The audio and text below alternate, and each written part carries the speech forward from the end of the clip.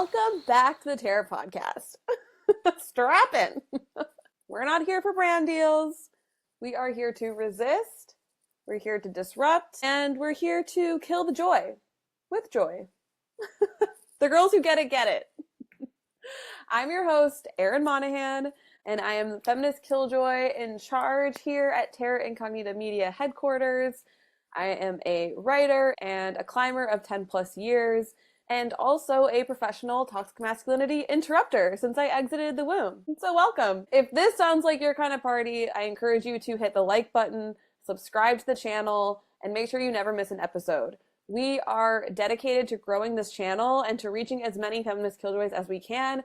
So honestly, your likes and your subscribes really, really do help us grow and help us to reach more people. So please, if you haven't done it yet, I encourage you. I would so appreciate if you did hit like and subscribe. In this episode, we are getting into how white-led climbing organizations and the outdoor industry as a whole uses euphemisms like quote unquote protect and access to defend their right to be lost boys on stolen land, while actively ignoring the environmental harm they cause and the indigenous peoples who have been saying land back. Quick announcement before we dive in, my upcoming workshop, Uproot, Disrupting Toxic Masculinity in the Outdoor Industry and Beyond, is happening on August 12th. Early bird tickets are open now and close on July 8th. So if you want to get in, sign up. It's going to be bold, it's going to be honest, it's going to be healing, and it's going to be deeply fucking necessary. So if you want to sign up for that, I encourage you to go to the link in the show notes to sign up. I can't wait to see you there. And if you want to support this feminist killjoy propaganda machine and you can't come to the workshop or you've already attended the workshop, you can donate $5 or whatever amount floats your boat. The link for that will also be in the show notes. So this gives you the gratification of knowing that you are supporting feminist killjoy propaganda. And we really, truly, deeply appreciate your support.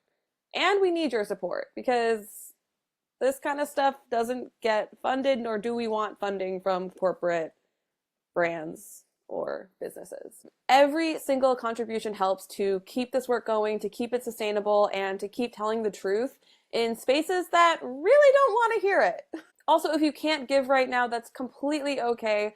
We want to keep this channel and the work that we do and this podcast and the writing and everything on terraincognitamedia.com as accessible as possible. We greatly appreciate you just being in this community, spreading the word, sharing this with your friends. Like, that is worth its weight in gold, as they say. So even if you can't financially contribute, we still deeply appreciate you being here and being in our community, and I seriously mean that.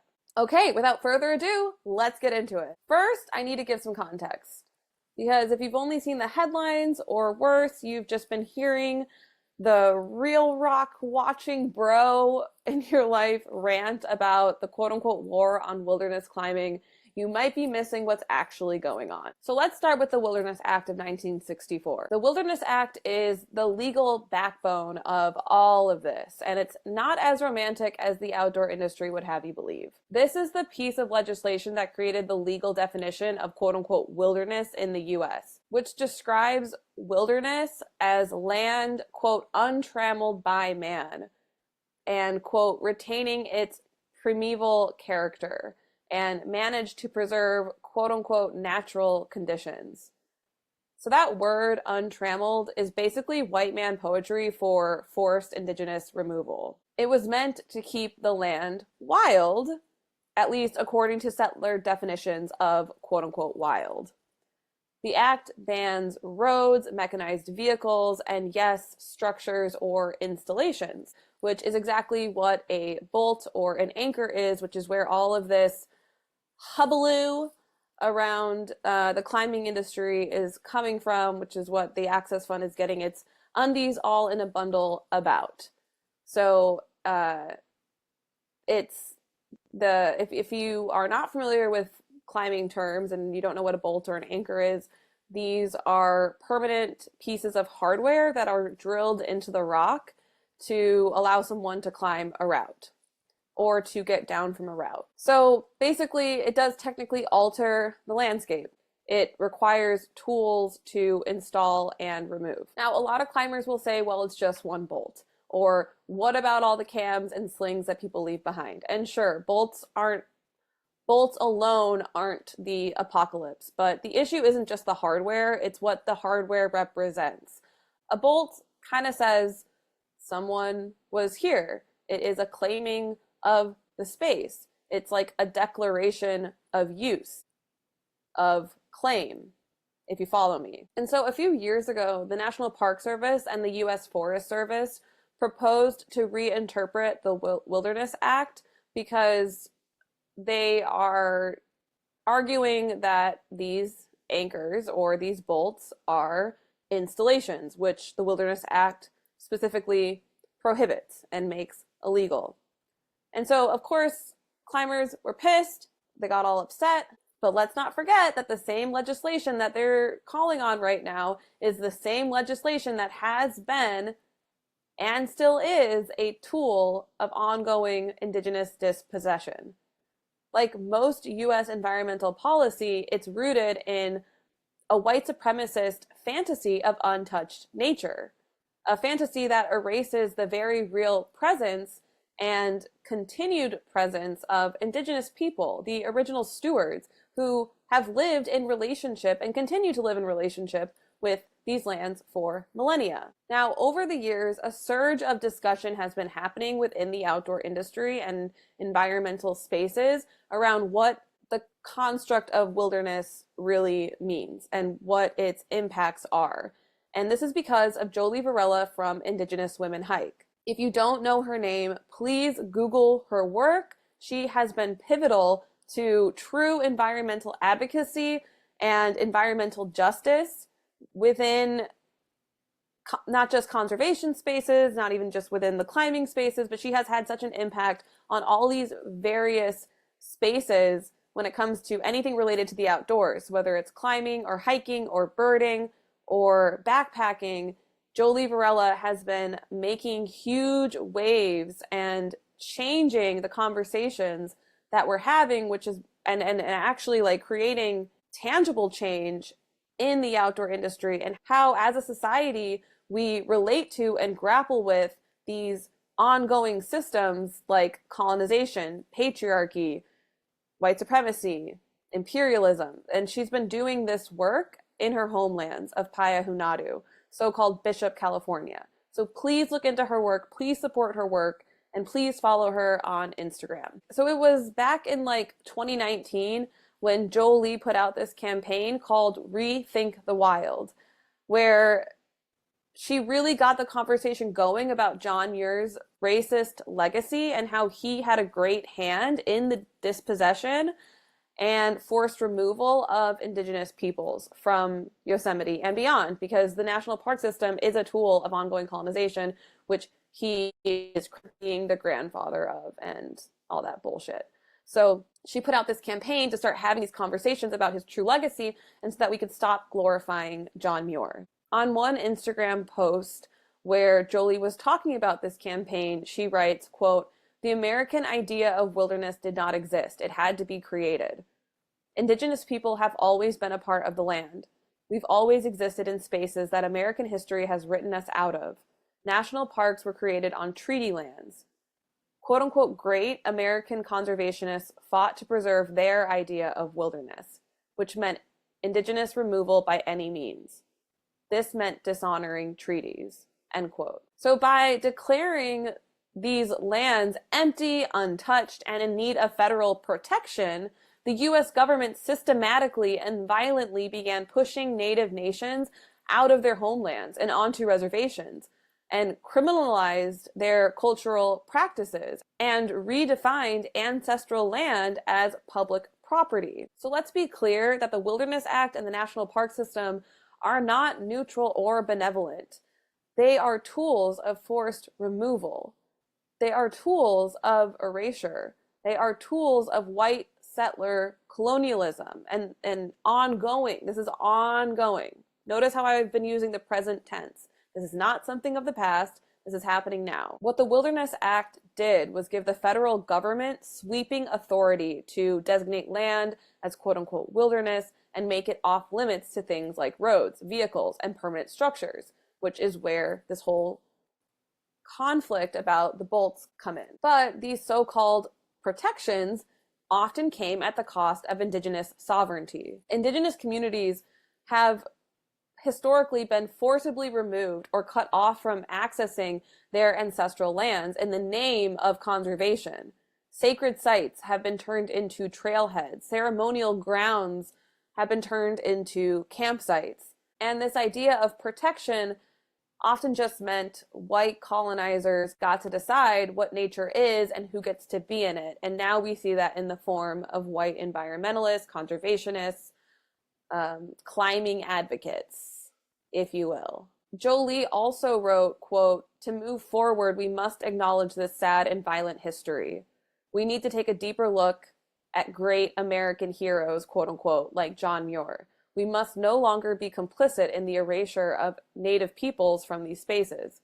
We must rethink the wild," end quote. And yeah, that means rethinking what we've been taught to worship, because the wild, quote unquote, that white conservationists have been building their careers on has always been a settler fantasy from the start. If you haven't read it yet, I highly recommend the book Dispossessing the Wilderness by Mark David Spence, because in that book he goes into detail about how originally national parks were marketed and sold to white audiences as vacation spots to quote unquote get away from it all. To get away from, the buzzing, mundane, chaotic, stressful, anxiety-inducing, apocalyptic, capitalist hellhole that we have created for ourselves. So in order to save ourselves from that, we created, and I'm saying we as in white people, we created this construct of quote unquote wilderness, which is entirely concocted. A construct is something that is made up. So this was a construct that was concocted out of the white imagination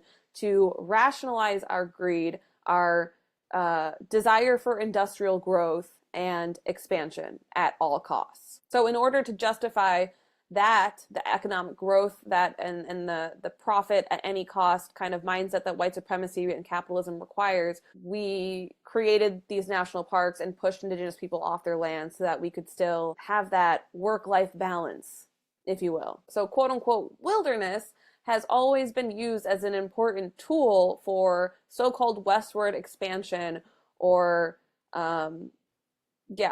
ongoing colonization. And this was pushed forward by the poster boys of the Romantic period like Thomas Cole, George Catlin, Ralph Waldo Emerson, Henry Wadsworth Longfellow, Herman Melville, and John Muir loved these guys, idolized these guys. They were the architects of what white America salivates over today.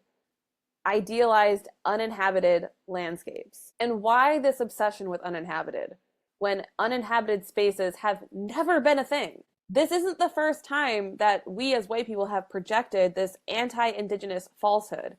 This fantasy extends all the way back to the mythology of manifest destiny, when settlers arrived on the shores of Turtle Island and declared the land quote-unquote empty, because we, my ancestors, didn't see ourselves reflected in it. And so since then, we've spent centuries recreating this same violent delusion. Because we were feeling the detrimental physical, emotional, psychological, and spiritual effects of capitalism, the gender binary, and of self-imposed oppressive hierarchies, we sought an invention of untouched land that was never actually untouched. But, white men, they get off on non-consensual fantasies. And I want to share a relevant quote from Carolyn Finney from her book, Black Faces, White Spaces. Finney writes, quote, "We have collectively come to understand, see, and vision the environmental debate as shaped and inhabited primarily by white people. And our ability to imagine others is colored by the narratives, images, and meanings we've come to hold as truths in relation to the environment. In the case of race and the environment, it's not just who we imagine has something valuable to say. These assumptions, beliefs, and perceptions are at the very foundation of our environmental thinking, how we define the environment and how we think of ourselves in relationship with the environment. Who do we see? what do we see? So when the outdoor industry today weaponizes the language of protecting access, quote unquote, or quote unquote saving climbing from the Wilderness Act's restrictions, they're not just simply innocently missing the point. What they're really doing is doubling down on a settler colonial framework, one that says we deserve better, without asking who was pushed out for that to happen. Organizations like the Access Fund are actively reinforcing the settler colonial roots of outdoor spaces. They're saying we deserve to be here, but they never ask at whose expense. The Wilderness Act does not need saving. It needs a reckoning. And so does the outdoor industry, especially the Access Fund. We need to confront and debunk this construct of wilderness, this fantasy that we've been sold and are now perpetuating. It starts with reconsidering everything that we were taught about so-called wilderness that was never ours to begin with. When the National Park Service and the U.S. Forest Service went to propose a reinterpretation of the Wilderness Act by classifying fixed anchors like bolts as installations, they weren't inventing a new rule. They were enforcing the old one. This is really just hilarious to me on so many levels, though, because I feel like just with our legal system, everything is up for interpretation. And so while historically it was never interpreted that anchors or bolts are seen as installations and therefore illegal, but they wanted to reconsider this interpretation, and for good reason, because there has been an incredibly ridiculously huge increase in outdoor recreation, people going outside, people doing things in the outdoors, people recreating. There's been a huge surge, there's been a huge increase of people getting outside. And so land managers have been like, well, shit, we need to like rethink this. We need to create some kind of a new plan or pivot or something, because we're seeing with more people going outside, there is an increase in damage and environmental harm and impact on the environment. So they proposed that they reinterpret it to consider bolts and anchors as installations, therefore making it illegal, therefore making, I think it's up to like 50,000 or something climbs that are in places that are considered wilderness. So climbers lost their damn minds over this. The climbing bros were having a fucking tantrum. You could hear their screams from Antarctica. The best article that I read was in 2023 about this, and the Access Fund published this article titled "A War on Wilderness Climbing?" The Access Fund is historically hilarious because they like to cover up their entitlement in environmentally friendly language and make it seem like they're doing something to better the world or to better the earth, when in reality they're just selfishly protecting the access of climbers, and for the most part white men dominate the climbing scene. So the Access Fund is definitely heavily built on a nice foundation of white male entitlement. So when this happened, when the Access Fund got word that they were trying to reinterpret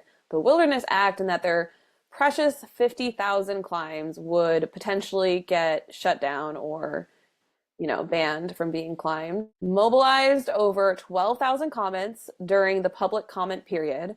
They lobbied Congress, and they got a bipartisan group of senators to back them. And this all started with two pieces of legislation: the Explore Act and the PARC Act, which the PARC Act is kind of like embedded in the Explore Act. So on the surface, they're framed as bipartisan efforts to expand recreation access. They say things about making the outdoors more accessible to lower income folks and people of marginalized identities. They talk about wanting to protect climbing and modernize outdoor recreation management. But when you dig a little deeper, what these pieces of legislation actually do is solidify the power of wealthy, mostly white-led recreation lobbies to dictate how public lands are to be managed. Look, I fucking love climbing. I love sport climbing. I love trad climbing. Bouldering, I don't know. I'm not necessarily a bouldering girly, but I kind of got into it a little bit over the years. But the way that these industry organizations like the Access Fund are using this Bolt conversation to use it as a wedge to demand more access to wilderness, dedicated wilderness zones, so-called wilderness zones, without addressing the actual environmental harm that climbing causes or the indigenous communities who have been displaced by these so-called public lands or these so-called wilderness spaces.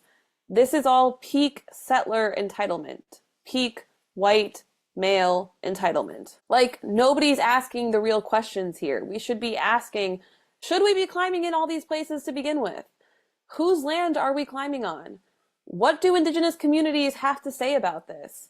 And why do we feel entitled to, quote unquote, preserve access to places we never had a right to in the first place? So if you read through the comments and the interviews and the articles that the Access Fund has written and like read the talking points that Eric Murdoch has repeated or the other bros of the Access Fund, they're basically saying things like, if we can't place bolts, climbers will die.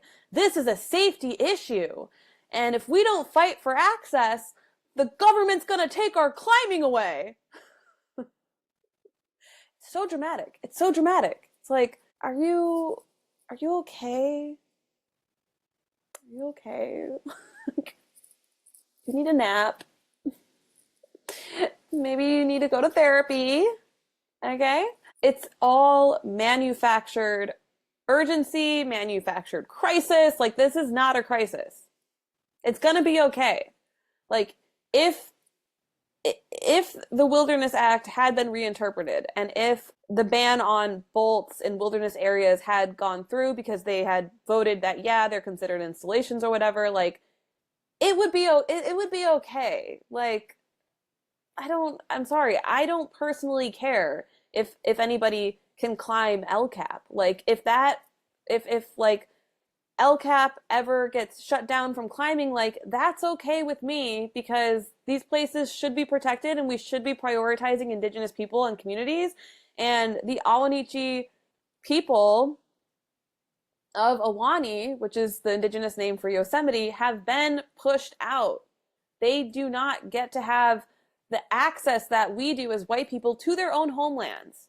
So if that means that we shut down climbing, I'm okay with that. I'm actually a huge fan of that. Because something that climbers like Eric Murdoch and the people of the Access Fund haven't considered is that maybe, just maybe, we're not entitled to endless access. Maybe the answer isn't more bolts or fewer bolts. Maybe the answer is we don't climb there. Because if we actually took the Wilderness Act seriously, which the Wilderness Act is so fucked up and problematic, so I have a huge issue with it, but if we actually took it seriously, not just as land designation, but as a call to step back, to reduce our impact, to decenter ourselves, then climbing every rock face just because it's there wouldn't be the hill that we died on. So let's kind of go back and I'll explain to you what the Explore Act and what the PARC Act are all about. So back in December 2024, Congress passed a massive public lands package called the Explore Act. The Explore Act is part of this larger package called America's Outdoor Recreation Act. It's being hailed as, quote unquote, common sense legislation that, quote unquote, brings people together from both sides of the aisle. Because apparently nothing unites Democrats and Republicans like bipartisan settler colonialism. In one article that I read about the Explore Act, they wrote that it protects our American quality of life. And I just want to pause there. Our American quality of life? who exactly is our? Who exactly is we? Because Indigenous people are completely absent from this legislation. They're literally not included in the conversations that were happening around this. I mean, there is some like vague wording about how they're going to like work with the tribes and like work with native communities. There's like vague mentions of that.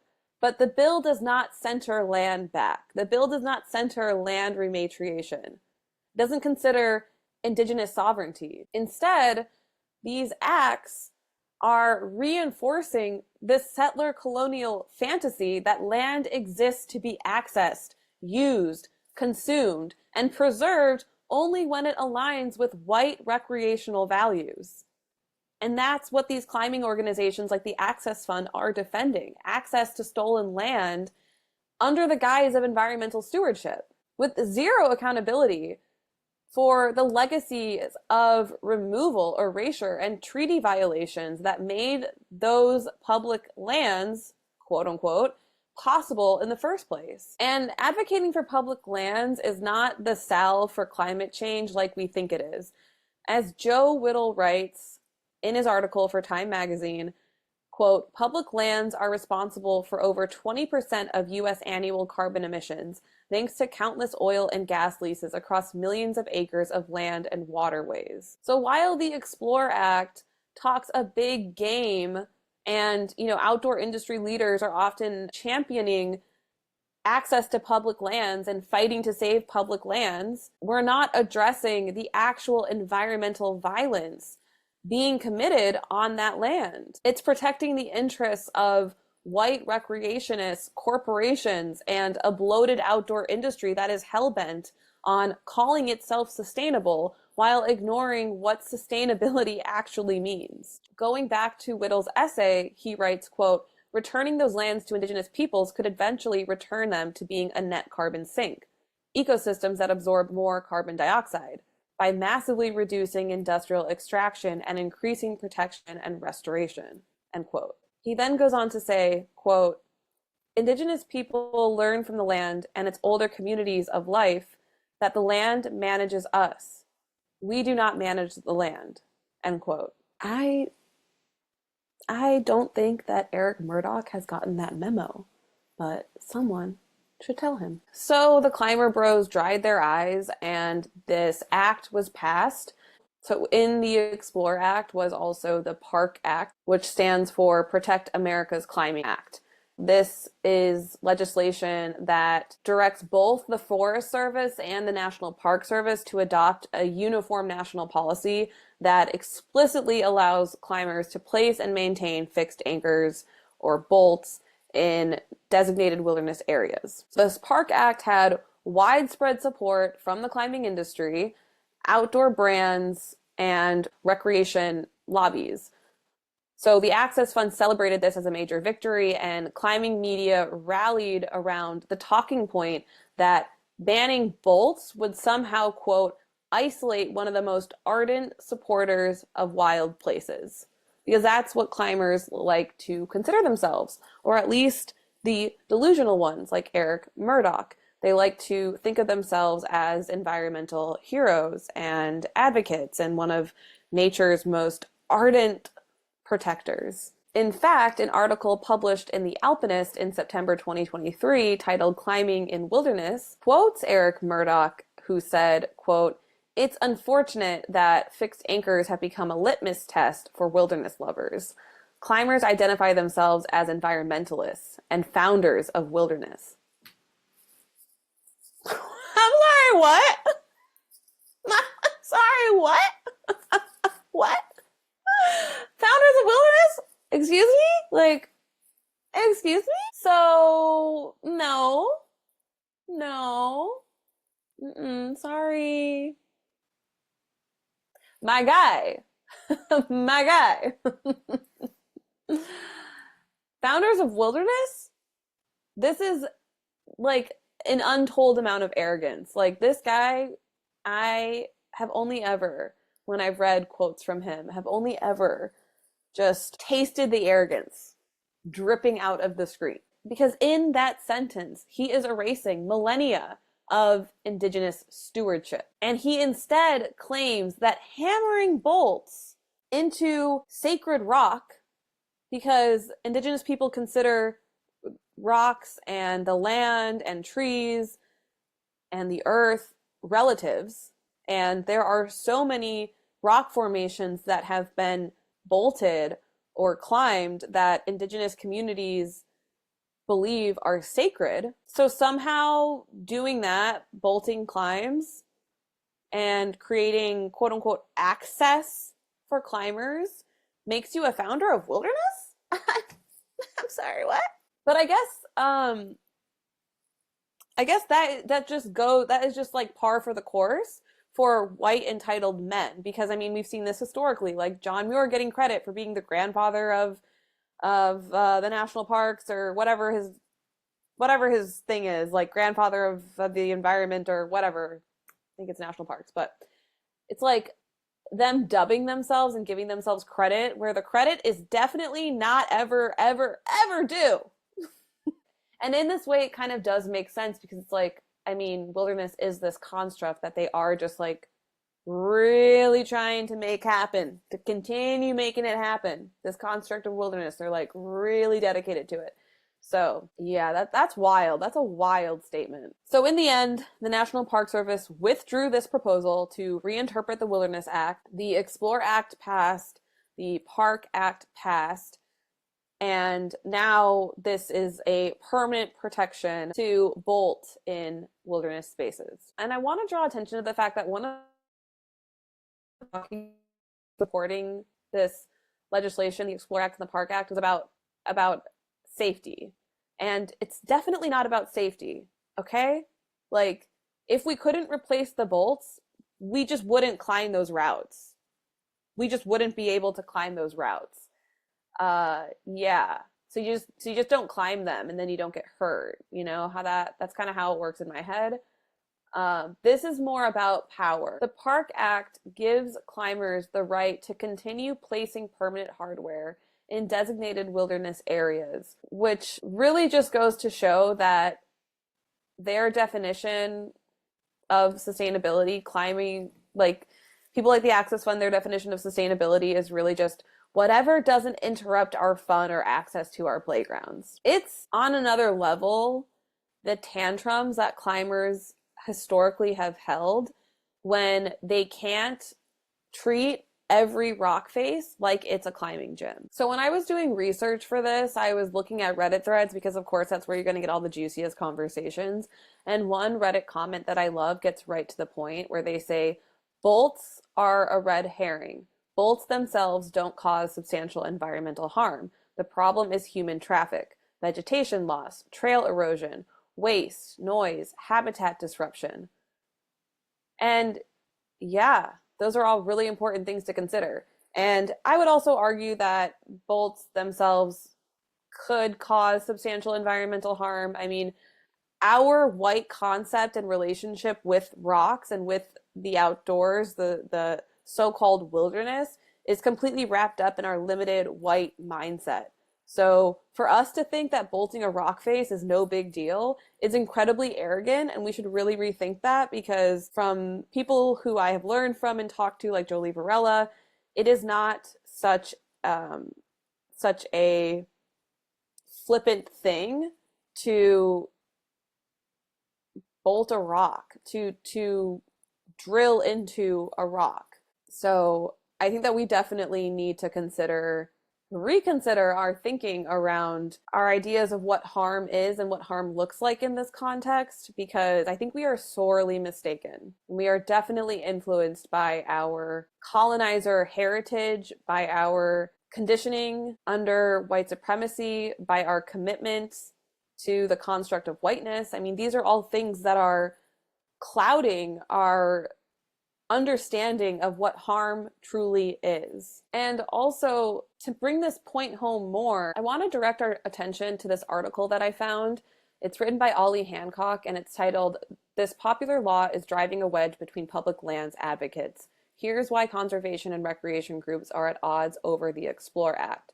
So not everybody is happy with the passing of this act. Hancock is writing about how climbing's popularity has fucking exploded, and it is now a $12 billion industry. Hancock in the article talks about how the Access Fund said that some states reported a 50% increase in public land use levels year over year. So people are talking about how they fear that this PARC Act could actually be a really slippery slope, that other recreationists like mountain bikers or hunters or skiers or whatever, RVers, or basically they're worried that other recreationists are going to push for their sports to be allowed in previously prohibited areas. Most importantly, what this article talks about is a statement from the Tulalip Tribe's Natural and Cultural Resources Department.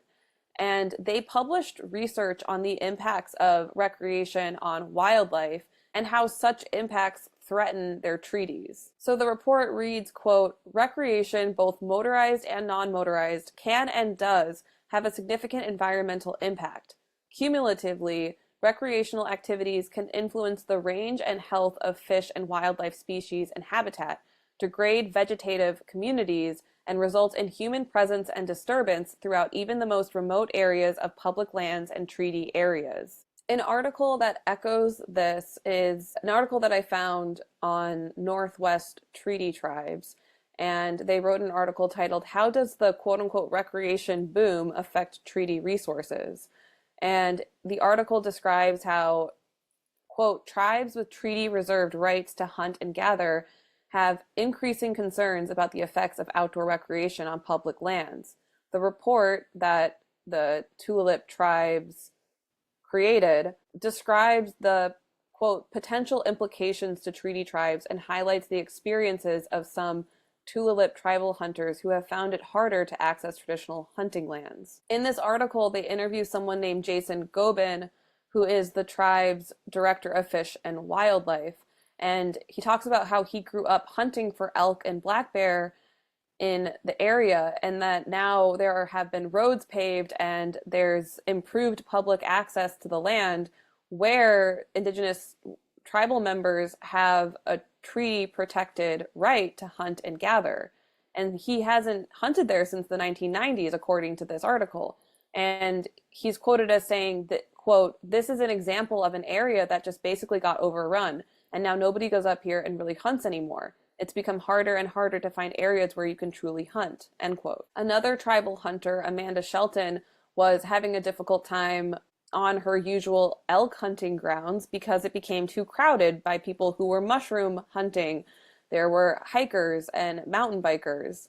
And she tried going on different days to traveling farther into the backcountry before she ended up deciding that she had to move to a less disturbed area. So there are obvious, but also not so obvious impacts to this increase that we're seeing in the outdoor industry and in this increased access to public lands and so-called wilderness spaces. And this article is detailing how even when there are no obvious changes, there are studies that find that, quote, "wildlife suffer psychological stress, which puts them at greater risk of disease and lowered reproduction rates, among other effects."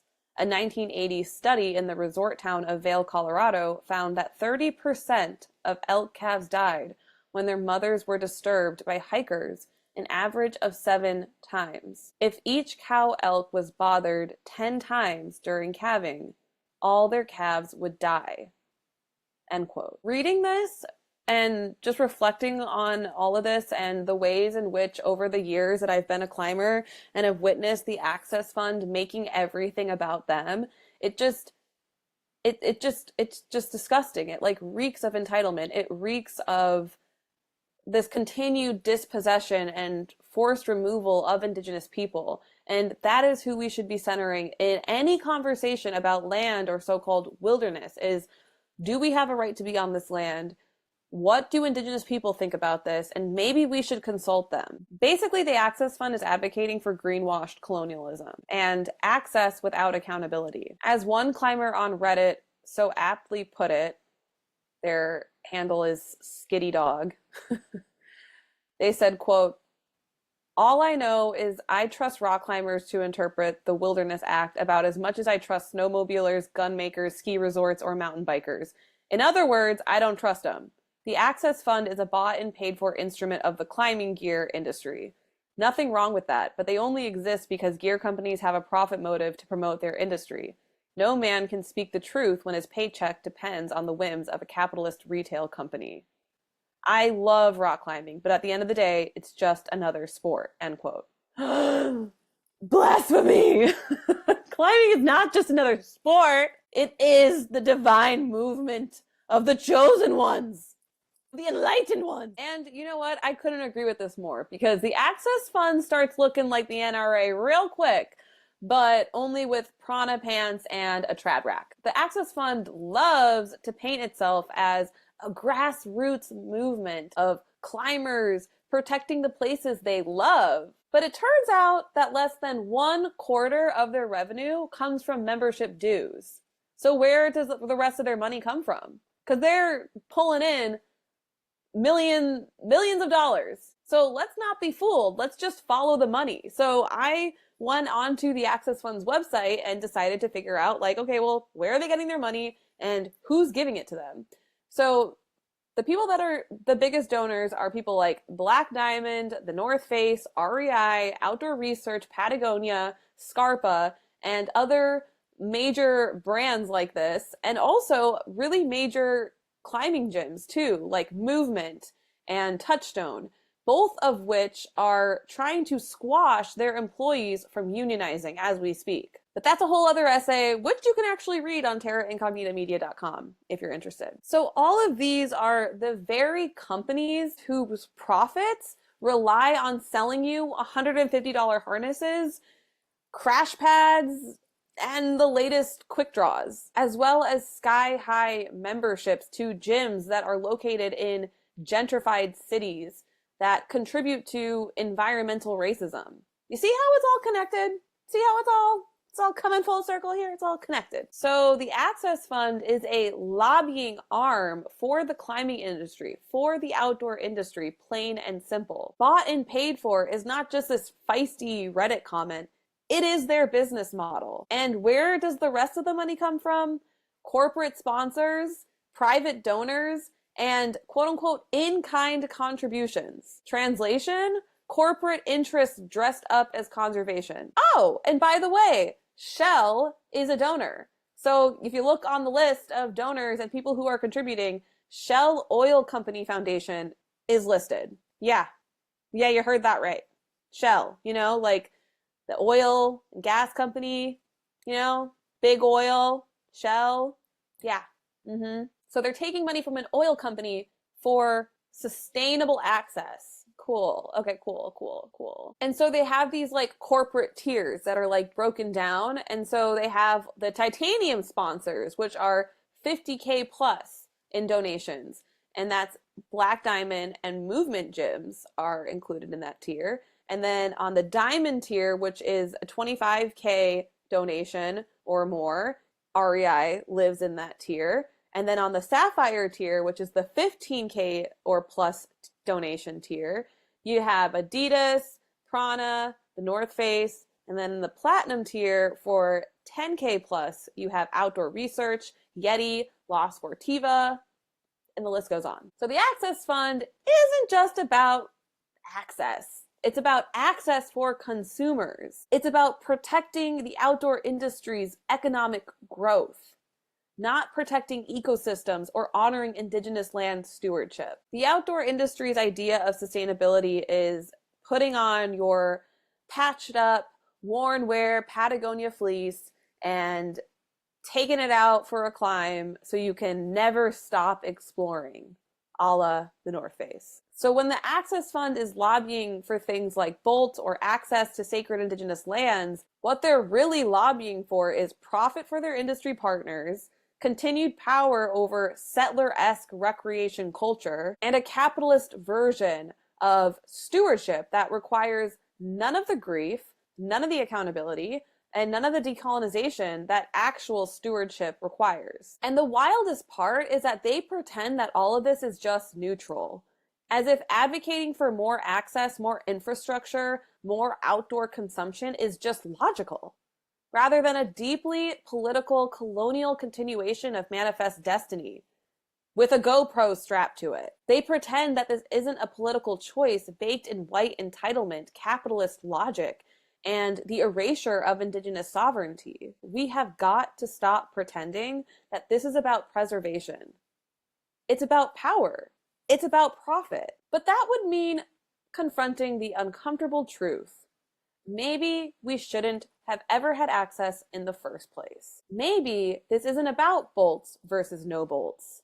Maybe it's about what happens when you treat wilderness like a climbing gym, like I said before, instead of a living ecosystem. But instead, we get this fear-mongering from the Access Fund. Like, either climbers are going to die rappelling off sun-bleached cliffs, or they install permanent hardware. No. Laughable. No one wants to talk about the third option. There's always a secret third option. And in this case, the secret third option is maybe we just don't climb there. Maybe we just don't get to climb those climbs anymore. Maybe the route doesn't need to be climbed. I know. But then you'll never get your chance to break the speed record on the nose. That's a tragedy. Sucks. Sad. So sad. Tragic. Maybe preserving so-called wilderness should never have been about or centered white people. Because the only thing that the Access Fund preserves is white male entitlement to unceded Indigenous lands. I really want the Access Fund to stop acting like they're the most important quote-unquote stakeholders when it comes to what happens with the land here on Turtle Island. Because you know who should have been centered in these conversations? Indigenous nations.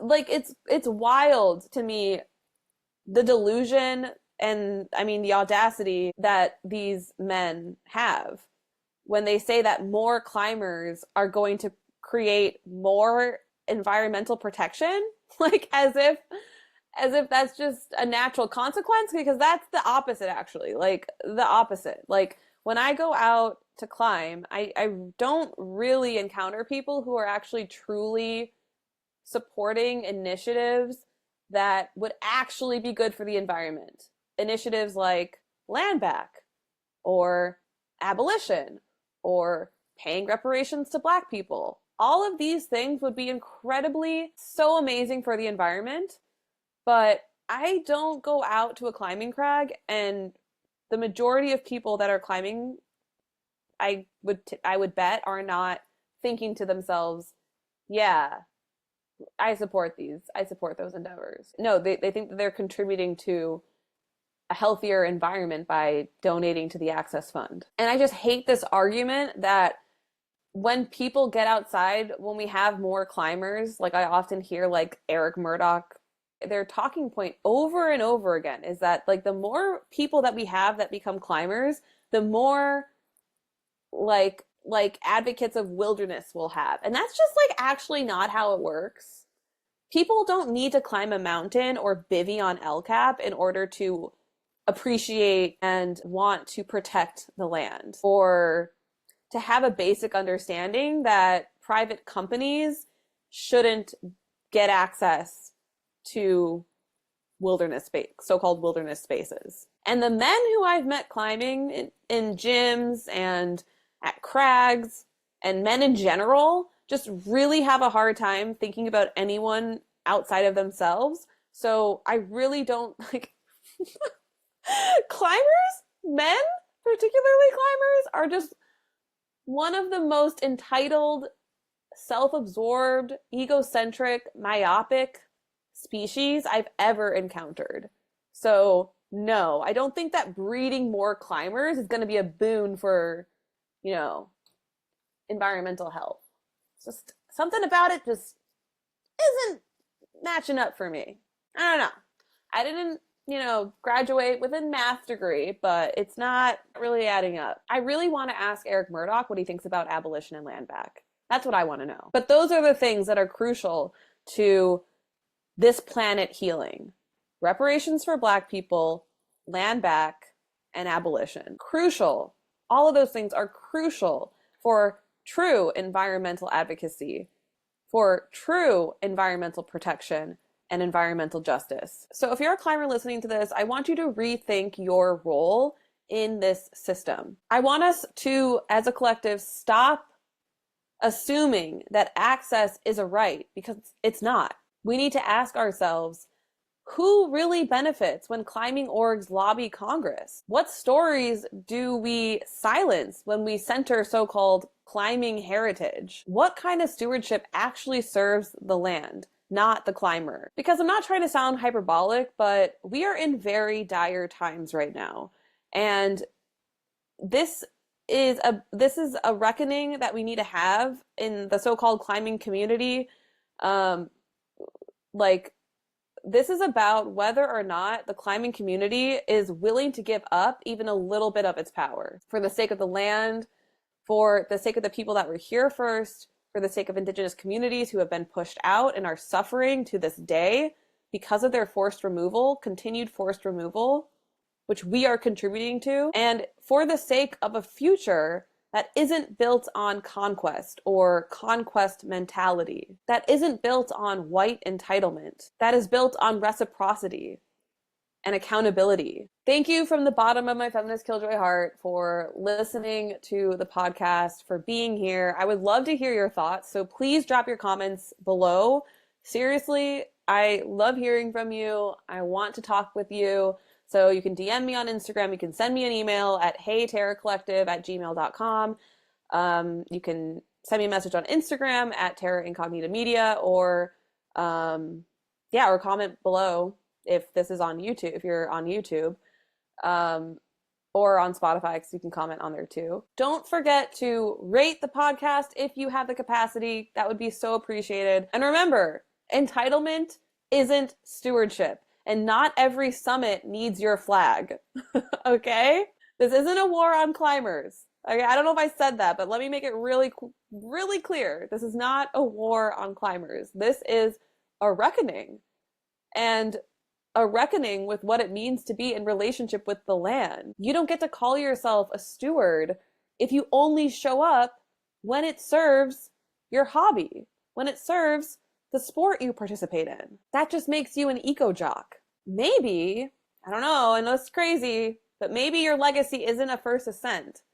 Maybe it's the first time that you said, I don't need to climb this. I'm hoping that we can truly begin to respect Indigenous sovereignty and let go of summiting mountains for the sake of summiting them. And I'm hoping we can let go of our egos, because the land does not need our egos, it needs our humility. As a reminder, you can also sign up for my upcoming workshop, Uproot, Disrupting Toxic Masculinity in the Outdoor Industry and Beyond. And I'm also linking a free resource for you in the show notes. This is our Toxic Masculinity in the Outdoor Industry cheat sheet. So it has all the details about what toxic masculinity is, how it shows up in the outdoor industry, and then a bunch of resources that you can look into so that you can learn more about it and start disrupting toxic masculinity in your own life. At the gym, at the crag, the bar. It's everywhere. It's everywhere. All right. I'm sending you all so much of my feminist killjoy love. Thank you again for being here. It truly means the world to me. And I will talk to you next time.